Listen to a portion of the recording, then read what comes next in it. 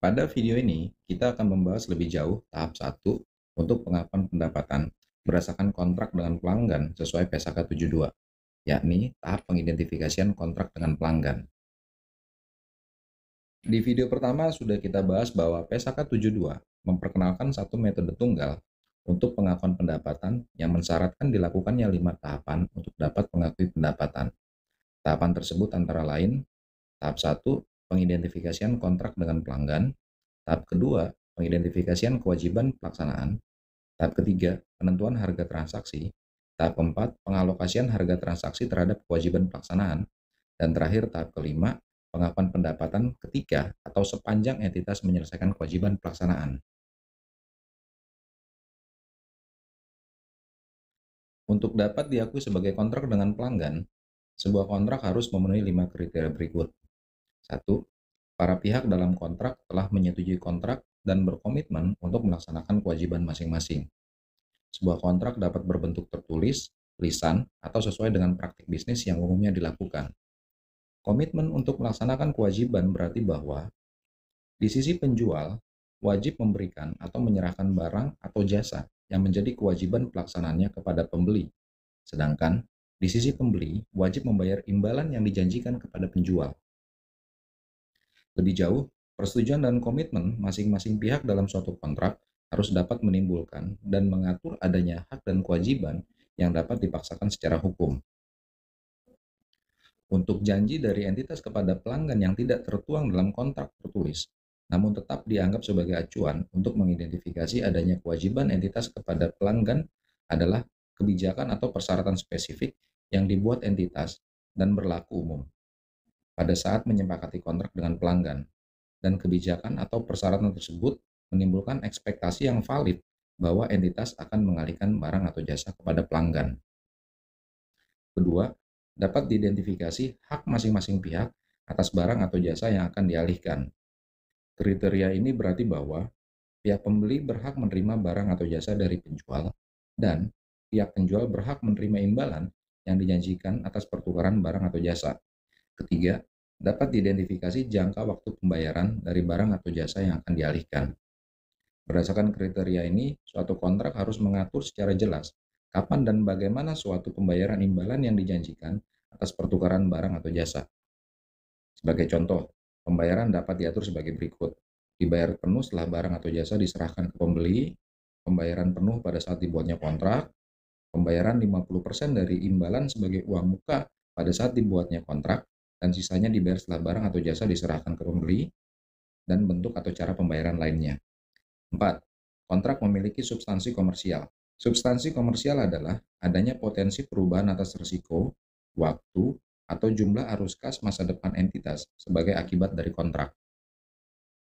5. Kemungkinan besar entitas dapat menagih imbalan yang menjadi haknya dalam pertukaran barang atau jasa ke pelanggan.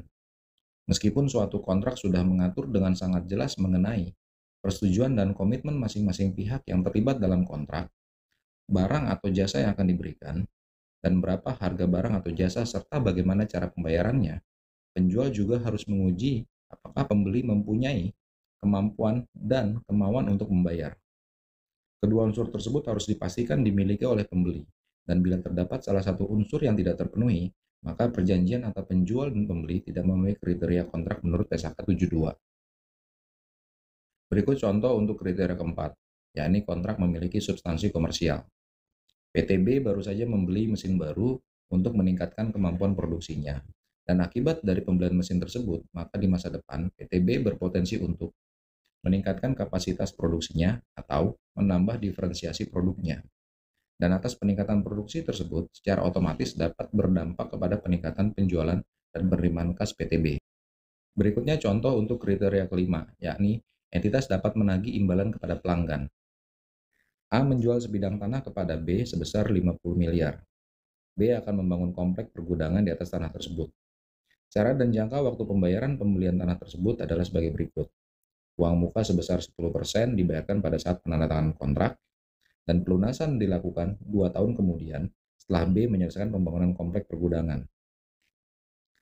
Selain itu, A sama sekali tidak mengenal B dan baru kali ini melakukan transaksi dengan B. Dan A juga mengetahui bahwa tanah tersebut tidak diperuntukkan untuk kawasan pergudangan. Untuk memastikan apakah kriteria kelima terpenuhi, maka A harus menguji kemampuan dan kemauan dari B untuk membayar. Berdasarkan informasi yang dimiliki, yakni tanah tidak diperuntukkan untuk kawasan pergudangan, maka rencana B untuk membangun kawasan pergudangan tidak akan terlaksana sehingga penyelesaian pembayaran pada saat diselesaikannya pembangunan juga tidak akan tercapai. A tidak mengenal dan juga baru kali ini bertransaksi dengan B, sehingga tidak mengetahui kemampuan ekonomi B, sehingga tidak dapat meyakini kemampuan dan kemauan membayar B di kemudian hari. Atas dasar evaluasi tersebut, maka kriteria nomor 5 tidak terpenuhi, sehingga perjanjian jual beli antara A dan B tidak memenuhi definisi kontrak menurut PSAK 72. Sebagai catatan, atas kontrak yang sejak awal kesepakatan telah memenuhi kelima kriteria sehingga diakui sebagai kontrak sesuai PSAK 72. Di masa berikutnya selama periode kontrak, entitas tetap perlu menilai kembali terpenuhinya seluruh kriteria tersebut bila terdapat perubahan keadaan dan fakta yang signifikan yang mempengaruhi keberlangsungan kontrak.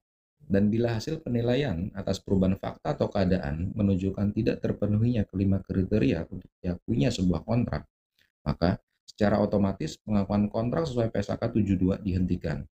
Dan bila masih terdapat pengalian barang atau jasa dari entitas kepada pelanggan setelah penilaian tersebut, maka pendapatan tidak boleh diakui.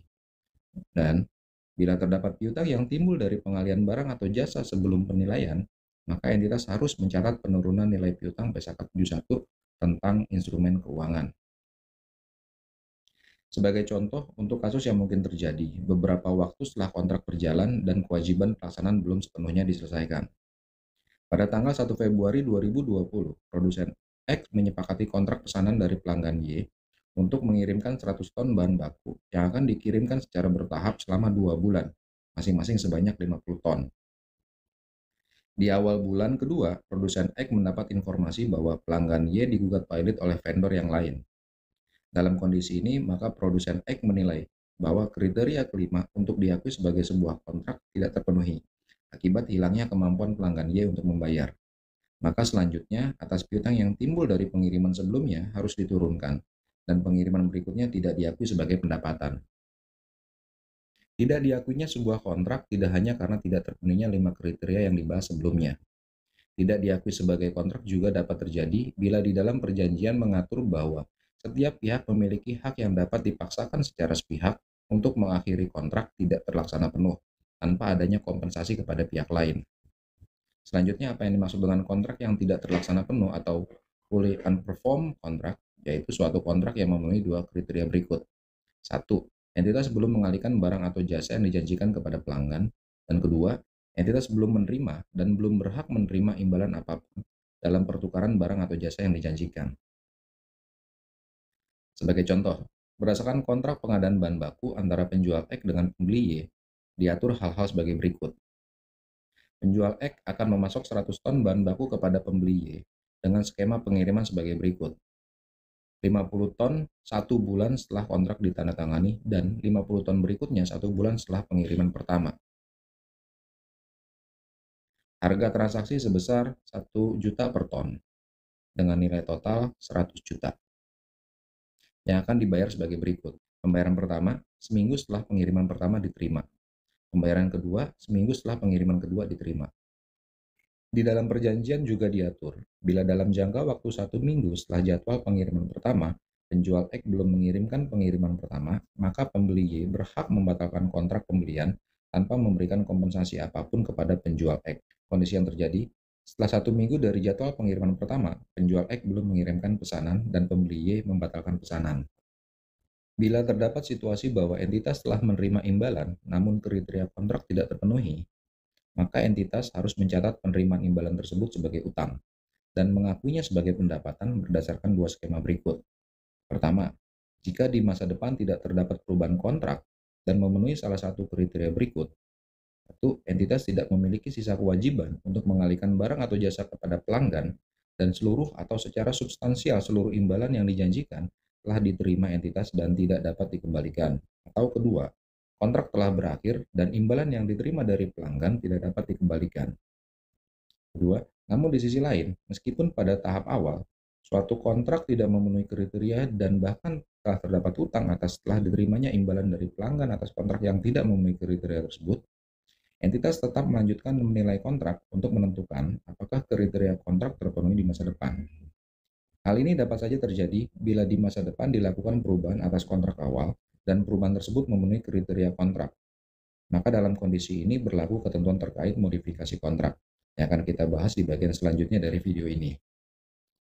Di dalam praktek usaha sehari-hari, suatu kontrak seringkali dirubah atau ditambah yang berimplikasi pada berubahnya hak dan kewajiban masing-masing pihak yang terlibat di dalam kontrak. Untuk mengantisipasi hal tersebut, PSAK 72 mengatur bagaimana perubahan atas kontrak tersebut diperlakukan, yakni dengan menetapkan aturan atas kombinasi kontrak dan modifikasi kontrak. Kombinasi kontrak dimaknai sebagai kombinasi atau penggabungan dua kontrak atau lebih menjadi satu kontrak tunggal. Yang perlu diingat bahwa kombinasi tersebut tidak menghilangkan keberadaan kontrak-kontrak yang telah ada sebelumnya dengan memunculkan satu kontrak baru yang merevisi kontrak-kontrak yang ada tersebut. Namun perlakuannya adalah kontrak-kontrak yang telah ada tetap masih berlaku, tetapi secara akuntansi hak dan kewajiban yang terdapat dalam kontrak-kontrak tersebut dalam konteks pengakuan pendapatan diakui sebagai satu kesatuan tunggal yang tidak dapat dipisahkan. Sedangkan modifikasi kontrak adalah perubahan dalam ruang lingkup atau harga atau keduanya yang disetujui oleh para pihak dalam kontrak. Dua atau lebih kontrak diperlakukan sebagai kombinasi kontrak jika satu atau lebih kriteria berikut terpenuhi, yakni 1. Kontrak dinegosiasikan sebagai satu paket dengan tujuan komersial tunggal. 2. Jumlah imbalan yang dibayarkan dalam satu kontrak bergantung kepada harga atau pelaksanaan dari kontrak lain. Dan ketiga, barang atau jasa atau beberapa barang atau jasa yang dijanjikan dalam kontrak merupakan kewajiban pelaksanaan tunggal. Setiap perubahan atas kontrak, baik yang menimbulkan ketentuan baru atau mengubah ketentuan di kontrak lama atas hak dan kewajiban yang dapat dipaksakan, belum dapat dikatakan sebagai modifikasi kontrak bila masing-masing pihak belum menyetujui perubahan atau modifikasi tersebut. Persetujuan atas perubahan atau modifikasi kontrak dapat berupa perjanjian tertulis atau kontrak baru, secara lisan atau sesuai dengan praktik bisnis umumnya. Jika perubahan atau modifikasi kontrak belum disetujui, maka alur acuan untuk pengakuan pendapatan tetap mengacu ke kontrak yang lama sampai dengan modifikasi disetujui masing-masing pihak. Berikut alur untuk menetapkan apakah perubahan kontrak merupakan kombinasi atau modifikasi kontrak.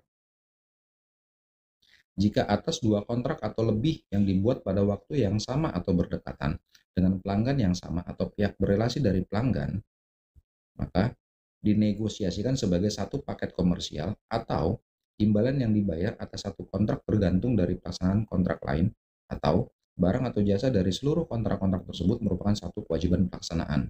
Maka seluruh kontrak tersebut akan diperlakukan sebagai satu kesatuan kontrak atau kombinasi kontrak. Dan bila tidak, maka akan diperlakukan sebagai kontrak terpisah atau modifikasi kontrak. Modifikasi kontrak sebagai kontrak terpisah hanya akan diakui jika kedua kondisi berikut terpenuhi. 1. Ruang lingkup kontrak meningkat karena penambahan barang atau jasa yang bersifat dapat dibedakan atau distinct. Dan kedua, harga kontrak meningkat oleh sejumlah imbalan yang mencerminkan harga jual berdiri sendiri atau standalone selling price. Di dalam praktek, kedua kondisi tersebut dapat berupa perubahan barang atau jasa yang dipesan, penambahan barang atau jasa, atau pemberian diskon. Untuk diingat, meskipun terdapat modifikasi atas ruang lingkup atau harga atau keduanya, suatu kontrak baru yang merupakan modifikasi atas kontrak lama tidak serta-merta atau otomatis berdiri sendiri sebagai kontrak terpisah. Tapi bisa saja kontrak modifikasian baru tersebut dianggap sebagai bagian dari kontrak lama atau hanya akan dianggap hanya ada satu kontrak, yaitu kontrak hasil modifikasian, dan kontrak lama dihentikan. Berikut alur bagaimana suatu modifikasi kontrak diperlakukan. Pertama, bila modifikasi menimbulkan kewajiban pelaksanaan yang dapat dibedakan dan terdapat harga jual berdiri sendiri, maka kontrak modifikasi berdiri sendiri dan terpisah dari kontrak sebelumnya. 2. Berikutnya, bila modifikasi menimbulkan kontrak kewajiban pelaksanaan yang dapat dibedakan, namun dengan harga yang sama, maka kontrak sebelumnya dibatalkan, dan kontrak modifikasi dijadikan sebagai acuan untuk penyelesaian kewajiban pelaksanaan. Ketiga, namun bila modifikasi tidak menimbulkan kewajiban pelaksanaan yang dapat dibedakan, maka kontrak modifikasi dianggap sebagai bagian dari kontrak sebelumnya, dan pendapatan harus disesuaikan pada tanggal modifikasian berdasarkan kumulatif catch-up basis. Contoh modifikasi kontrak. perubahan lingkup dengan harga yang berbeda. Entitas X menjual 120 buah barang dengan harga masing-masing 100 kepada pembeli Y. Barang dikirimkan selama 4 bulan, masing-masing 30 buah per bulan. Di awal bulan ketiga, kontrak dimodifikasi dengan ketentuan. Entitas akan mengirim tambahan 30 barang, sehingga seluruh barang yang akan dikirim menjadi 150 buah, yang terdiri dari 60 buah dari sisa yang belum dikirim dari kontrak lama dan 30 buah dari kontrak modifikasian. Harga per barang untuk barang tambahan adalah 95 per barang.